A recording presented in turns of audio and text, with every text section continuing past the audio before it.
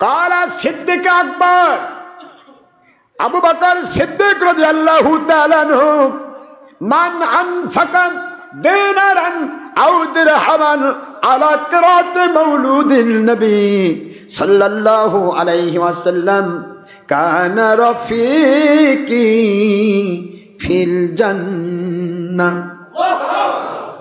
সিদ্দিক আকবর বলেন, কলা আবু বকর সিদ্দিক বলতেছেন, যে ব্যক্তি যে বা যারা আনফাক ব্যয় করবে, অর্থ ব্যয় করবে, সময় ব্যয় করবে, বুঝতেছেন নাকি?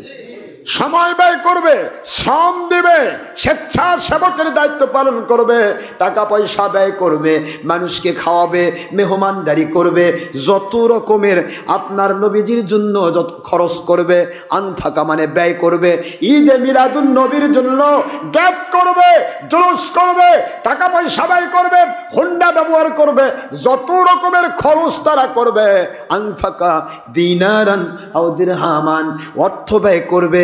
দিনার বলা হয় সোনার টাকা, দিরহাম বলা হয় রূপার টাকা। দ্যাট মিনস সেই সময় দুই প্রকার টাকা হতো, একটা সোনার টাকা আর একটা রূপার টাকা।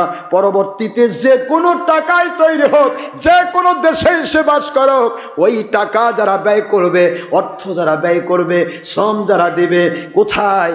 আলা কেরাতে, সিরাতের নবী নয় খারেজির গোষ্ঠী, আলা কেরাতে মাউলুদিন নবী সাল্লাল্লাহু আলাইহি ওয়াসাল্লাম। সুবহানাল্লাহ বলেন না কেন?